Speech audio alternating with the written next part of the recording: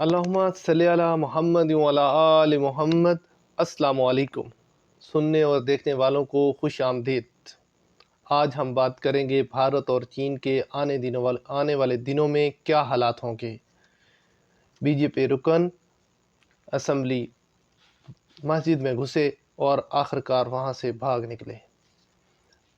S J Shankar کا دورہ Pakistan policy تبدیلی تھی یا پھر کوئی دباؤ؟ کینیڈا سے نکالے جانے والے بھارتی ہائی کمشنر کا سکھ رہنما کے قتل میں ملوث ہونے سے انکار۔ امریکی شہری کے قتل کی سازش کا مقدمہ بھارتی حکومت کے ملازم پر نیو یارک میں درج کر لیا گیا ہے۔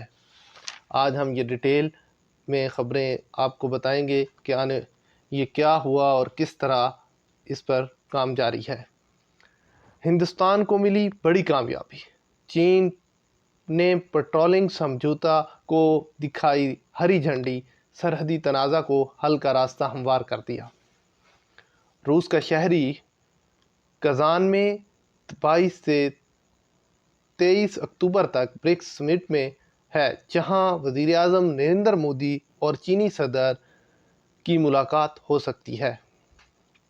سال 2022 سے مشرقی لداخ میں ہندوستان اور چین کے درمیان چل رہا ہے سرحدی تنازع اب ختم ہوتا دکھائی دے رہا ہے۔ برکس سمٹ میں پہلے چین نے پیٹرولنگ سمجھوتے کو ہری جھنڈی دکھا دی۔ چین نے منگل کو اس بات کی تصدیق کی وہ مشرقی لداخ میں دونوں ملکوں کے افواج کے درمیان جاری تعطل کو ختم کرنے کے لیے ہندوستان کے ساتھ سمجھوتے پر پہنچ گیا ہے۔ خبر رساں ایجنسی پی ٹی آئی سے ملی جانکاری کے مطابق چینی وزارت خارجہ کے ترجمان لن جیان نے ایک میڈیا بریفنگ سے کہا ہے، حال میں ہی چین ہندوستان سرحد سے متعلق مسائل پر سفارتی اور فوجی تعلقات کے ذریعے کئی دور کی بات چیت ہوئی۔ اپنی بات کو جاری رکھتے ہوئے وزارت خارجہ کے ترجمان نے مزید کہا کہ اب دونوں فریق ان متعلقہ معاملات میں ایک قرارداد پر پہنچ گئے ہیں، جن کے بارے میں چین بڑھ چڑھ کر بات کرتا ہے۔ وہ یہ بھی کہتے ہیں آگے چل کر چین ان قراردادوں کو نافذ کرنے کے لیے ہندوستان کے ساتھ کام کرے گا۔ حالانکہ چین نے اس معاملے پر زیادہ جانکاری دینے سے انکار کر دیا ہے۔ دونوں ملکوں کے درمیان ہوئے سمجھوتے سے متعلق سی او اے ایس جنرل اپیندر دویدی نے جانکاری دی۔ انہوں نے کہا، ہم اپریل 2020 کی حالت پر واپس جانا چاہتے ہیں۔ اس کے بعد ہم ایل اے سی کے حالات، ڈی ایسکیلیشن اور جنرل مینجمنٹ پر غور کریں گے۔ اپریل 2020 سے ہمارا یہی موقف رہا ہے۔ اپیندر دویدی نے اپنی بات کو جاری رکھتے ہوئے آگے کہا، ابھی تک ہم یقین بحال کرنے کی کوشش کر رہے ہیں۔ یہ جاری رکھتے ہوئے آگے کہا، ابھی تک ہم یقین بحال کرنے کی کوشش کر رہے ہیں۔ یہ تب ہوگا جب ہم ایک دوسرے کو دیکھ پائیں گے اور ہم ایک دوسرے کو یہ سمجھانے اور یقین دلانے کے قابل ہو جائیں گے کہ ہم بنائے گئے بفر زون میں دخل اندازی نہیں کر رہے ہیں۔ قابل ذکر ہے، روس کے شہر کازان میں 22 سے 23 اکتوبر تک برکس سمٹ ہے، جہاں وزیر اعظم نریندر مودی اور چینی صدر کی ملاقات ہو سکتی ہے۔ حالانکہ ابھی تک دو طرفہ ملاقات کی کوئی اطلاع نہیں ہے۔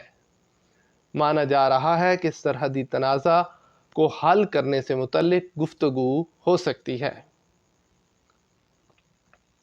وزیر اعظم مودی برکس سمٹ میں شرکت کے لیے روس روانہ ہو چکے ہیں۔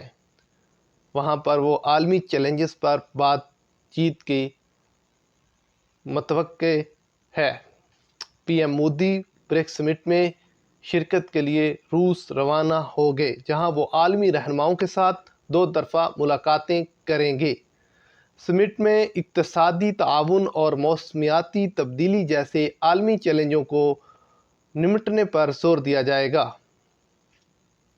वज़ीर आज़म नरेंद्र मोदी ब्रिक्स समिट में शिरकत के लिए रूस के शहर काज़ान रवाना हो गए हैं। ब्रिक्स समिट से इक़्तिसादी ताउन, मौसमियाती तब्दीली और बैनुल-अक़वामी सलामती जैसे आलमी चैलेंजों पर जोर दिया गया है। इस दो रोज़ा दौरे के दौरान वज़ीर आज़म मोदी रूसी सदर व्लादिमीर पुतिन समेत दीगर आलमी रहनुमाओं से दो तरफ़ा मुलाकातें करेंगे। कज़ान में ब्रिक्स रुकन ममालिक के रहनुमा एक प्लेटफॉर्म पर जमा होंगे। इस समिट में वज़ीर आज़म मोदी और रूसी सदर व्लादिमीर पुतिन के दरमियान खुसूसी मुलाकात मुतवक्के है, जिसमें दोनों ममालिक के दरमियान ताल्लुकात को मज़ीद मजबूत करने पर बातचीत भी हो सकती है। वज़ीर आज़म मोदी ने कहा, ब्रिक्स में बाहमी ताउन अहमियत का हामिल है और इस समिट से आलमी भलाई के एजेंडे को तक़वियत मिलती है। रूस में ब्रिक्स समिट के मौका पर वज़ीर आज़म मोदी ने मज़ीद कहा कि हिंदुस्तान ने ब्रिक्स के तोसी अमल में अहम किरदार अदा किया है। हिंदुस्तान का यह मौक़िफ़ है कि उसके ग्रुप की कोशिशों ने इक़्तिसादी तरक्की और आलमी हुक्मरानी के ढांचे में बेहतरी लाने में अहम किरदार अदा किया। ब्रिक्स के नए अरकान के इज़ाफ़े ने इसकी शमूलियत को मज़ीद वसी किया और उसे आलमी चैलेंजों से निपटने के लिए एक मजबूत प्लेटफॉर्म बनाया है। रिपोर्ट्स के मुताबिक वज़ीर आज़म मोदी ने अपने रूस रवाना होने से कबल कहा, रूस और हिंदुस्तान के ताल्लुकात मजबूत हैं और इस दौरे से दोनों ममालिक के दरमियान शराकत दारी को मज़ीद फ़रोग़ मिलेगा। उन्होंने कहा कि ब्रिक्स ममालिक ने तरक्याती नताइज और मौक़े को ज़्यादातर तरक्की पजीर ममालिक तक पहुँचाने के लिए मिलकर काम किया है। वज़ीर आज़म मोदी के दौरे के दौरान इस बात का इम्कान है कि हिंदुस्तान रूसी फ़ौज में काम करने वाले भारतीय शहरियों की रहाई के मसले को दोबारा उठाएगा, जिसका जिक्र उन्होंने जुलाई में अपनी मॉस्को की मुलाकात के दौरान भी किया था। ब्रिक्स समिट का मकसद आलमी सतह पर ताउन और कसीरुल जहती को फ़रोग़ देना है और इसमें नई तरक्याती बैंक और एमरजेंसी रिज़र्व सिस्टम जैसे इक़दामात शामिल हैं। ब्रिक्स ने आलमी ताउन में एक मजबूत ताकत की हैसियत से अपनी जगह बनाई है, जिसका मकसद तरक्की पजीर ममालिक के लिए मौक़े पैदा करना है। बीजेपी रुकन असम्बली बाल मकंद चप्पल पहनकर मस्जिद में घुसे और कहा, ये मंदिर है। हंगामा हुआ तो भाग खड़े। बाल मकंद जब मस्जिद में दाखिल होकर उसे मंदिर करार दे रहे थे तो उस वक्त नमाज होने वाली थी। बड़ी तादाद में नमाजी पहुंचने लगे और पुलिस को इस वाक़े की इत्तला दी। पुलिस पहुंचती इससे पहले ही बाल मकंद भाग निकले। बीजेपी रुकन असम्बली बाल मकंद आचार्य ने एक मस्जिद में दाखिल होकर हंगामा खड़ा कर दिया। राजस्थान के जयपुर में हुआ महल सेट से रुकन असम्बली बाल मकंद अचानक बासबदनपुरा वाक़या शिया इमाम बारगाह मस्जिद में चप्पल पहनकर दाखिल हुए और कहने लगे, ये देव स्थान है।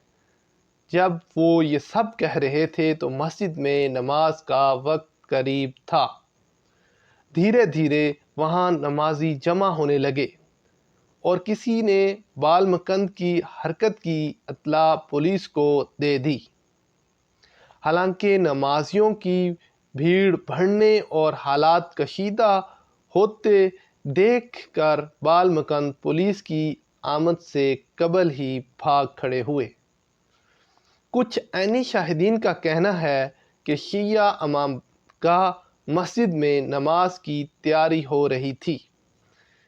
कई नमाजी मस्जिद पहुंच चुके थे। तभी हवा महल से बीजेपी रुकन असम्बली बाल मकंद अपने हामियों के साथ पहुंचे और हंगामा करने लगे।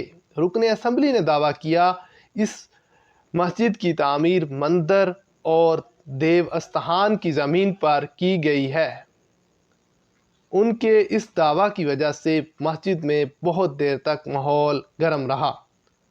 شیعہ طبقہ کے لوگوں نے انہیں مسجد اور زمین کے کاغذات دکھائے جو بی جے پی لیڈر کے دعووں کو غلط ثابت کر رہے تھے۔ انہوں نے بتایا کہ یہ مسجد وقف کی زمین پر تعمیر ہوئی ہے۔ بی جے پی رکن اسمبلی بالمکند جب یہ تنازع پیدا کر رہے تھے تو کسی نے پولیس کو خبر کر دی۔ پولیس خبر ملنے کے بعد مسجد پہنچی بھی، لیکن اس سے پہلے بالمکند وہاں سے نکل چکے تھے۔ مسجد میں موجود لوگوں نے پولیس کو بتایا کہ بالمکند نے اس طرح کی حرکت پہلے بھی کی ہے۔ وہ اکثر کسی نہ کسی مسجد میں گھس جاتے ہیں اور لوگوں کو دہشت گرد بتاتے ہوئے زمین خالی کرانے کے لیے ہنگامہ کرنے لگتے ہیں۔ نتیجہ کار لوگوں کے جذبات مجروح ہوتے ہیں اور جھگڑے فساد کی حالت بن جاتی ہے۔ میڈیا رپورٹس کے مطابق جب پولیس مسجد پہنچی تو انہیں بھی لوگوں نے زمین کے کاغذات دکھائے۔ امام باڑے کے امام نے پولیس کو ایک تحریری شکایت بھی دی جس میں بتایا گیا کہ رکن اسمبلی نے ان کے ساتھ بدتمیزی کی ہے۔ اتنا ہی نہیں، منع کرنے کے بعد بھی وہ لوگ جوتے چپل پہن کر عبادت گاہ میں داخل ہو گئے، ساتھ ہی خواتین کے ساتھ بدسلوکی بھی کی گئی۔ امام مسجد نے سوال اٹھایا کہ وہ خود ایک مندر کے پجاری ہیں، ایسے میں ان کے اس سلوک کو کہاں تک جائز مانا جا سکتا ہے؟ امام مسجد سمیت کئی دیگر لوگوں کا کہنا ہے بالمکند اچاریہ کے ساتھ کچھ اراضی مافیا بھی مسجد آئے تھے۔ ان سبھی کی نظر وقف کی بیش قیمت 14 بیگھہ زمین پر ہے۔ ایس جے شنکر کا پاکستان دورہ، پالیسی میں تبدیلی یا دباؤ کا نتیجہ؟ وزیر خارجہ کا پاکستان کا دورہ ہو رہا ہے تو سوال یہ ہے کیا سرحد پار کی دہشت گردی بند ہو گئی یا پھر مودی حکومت نے پاکستان کی جانب کوئی کھڑکی کھولنے کا ارادہ کیا ہے؟ جب گزشتہ دنوں ہندوستانی وزارت خارجہ کے ترجمان نے ایک پریس بریفنگ میں اعلان کیا کہ وزیر خارجہ ایس جے شنکر کثیر ملکی گروپ شنگھائی تعاون تنظیم SCO کے سربراہی اجلاس میں شرکت کرنے کے لیے اسلام آباد کا دورہ کرنے والے ہیں تو سفارتی اور صحافتی حلقوں میں یہ پوچھا جانے لگا کہ کیا پاکستان کے تعلق سے مودی حکومت کی پالیسی بدل رہی ہے یا پھر یہ فیصلہ کسی دباؤ کا نتیجہ ہے؟ یہ سوال اس لیے اٹھ رہا ہے کہ مودی حکومت نے ڈاکٹر منموہن سنگھ اور اٹل بہار واجپئی کی سابقہ حکومتوں کے برعکس پاکستان کے ساتھ کسی بھی قسم کا تعلق قائم کرنے سے انکار کی پالیسی اپنا رکھی ہے۔ اس کا کہنا ہے کہ دہشت گردی اور بات چیت ایک ساتھ نہیں چل سکتی، لیکن اب جب وزیر خارجہ کا پاکستان دورہ ہو رہا ہے تو یہ سوال ہے کیا سرحد پار کی دہشت گردی بند ہو گئی ہے یا پھر مودی حکومت نے پاکستان کی جانب کوئی کھڑکی کھولنے کا ارادہ کیا ہے؟ واضح رہے اسلام آباد سے یہ اجلاس 15 اور 16 اکتوبر کو ہو گیا ہے۔ حالانکہ حکومت کی جانب سے یہ کہا گیا ہے کہ یہ دورہ صرف SCO اجلاس تک ہی محدود رہے گا، اس کا کچھ اور مطلب نہیں نکالا جانا چاہیے، لیکن مبصرین کہتے ہیں کہ اگر آگے چل کر اس کا کوئی مثبت نتیجہ برآمد ہوتا ہے تو وہ اپنے آپ میں بہت اہم ہوگا۔ ایس جے شنکر نے بھی ایک پروگرام میں بولتے ہوئے کہا کہ ان کا دورہ صرف ایک کثیر فریقی پروگرام کے لیے ہو رہا ہے، نہ کہ ہند پاک تعلقات پر تبادلہ خیال کرنے کے لیے۔ لیکن اسی کے ساتھ انہوں نے ایک جملہ اور ادا کیا، ان کے مطابق جیسا کہ آپ جانتے ہیں میں ایک شائستہ شخص ہوں، لہٰذا میں وہاں اسی طرح کے رویے کا مظاہرہ کروں گا۔ اس ثانیہ ذکر جملے کا کوئی مطلب بھی ہو سکتا ہے اور انہیں نہیں بھی ہو سکتا، کیونکہ سفارتکاری پر ہر بات کھول کر نہیں کہی جاتی، بہت سی باتیں ڈھکے چھپے انداز میں کہی جاتی ہیں، اس لیے اگر یہ جملہ اپنے آپ میں کوئی معنی رکھتا ہے تو اس پر کسی کو حیرت نہیں ہونی چاہیے۔ خیال رہے بحیثیت وزیر خارجہ ایس جے شنکر کا پاکستان کا یہ پہلا دورہ ہوگا اور کسی ہندوستانی وزیر خارجہ کا 9 سال کے بعد ہونے والا دورہ ہوگا۔ اس سے قبل سابق وزیر خارجہ سشما سوراج نے دسمبر 2015 میں اسلام آباد میں منعقد ہونے والی ہارٹ آف ایشیا فارمیٹ کی سیکورٹی کانفرنس میں شرکت کی تھی، جو کہ افغانستان کے موضوع پر تھی۔ انہوں نے اس دورے میں پاکستان کے سینئر اہلکاروں سے تبادلہ خیال بھی کیا تھا۔ ہندوستان کی جانب سے پاکستان کا آخری اعلیٰ سطح دورہ اگست 2016 میں اس وقت کے وزیر داخلہ راج ناتھ سنگھ کے دورے کی شکل میں ہوا تھا۔ انہوں نے جنوبی ایشیا کے علاقائی تعاون تنظیم سارک کے اجلاس میں شرکت کی تھی۔ شمشا سوراج کے دورے کے چند روز بعد وزیر اعظم نریندر مودی افغانستان کے راستے لوٹتے وقت اچانک پاکستان رک گئے تھے، تو انہوں نے اس وقت کے وزیر اعظم نواز شریف کو ان کے یوم پیدائش کی مبارکباد پیش کی تھی۔ مودی کا وہ دورہ 11 سال بعد کسی ہندوستانی وزیر اعظم کا پاکستان کا پہلا دورہ تھا۔ بعد ازاں متعدد واقعات کی وجہ سے دونوں ملکوں کے تعلقات بہت زیادہ کشیدہ رہے۔ یہ بھی قابل ذکر ہے، جیسا کہ آپ لوگ جانتے ہیں، موجودہ حکومت بی جے پی کی سیاست کی بنیاد پاکستان اور مسلم مخالفت پر رکھی ہوئی ہے۔ پاکستان کو جتنا برا بھلا کہا جائے گا، اس سے اس کی سیاست میں اتنی ہی چمک آئے گی۔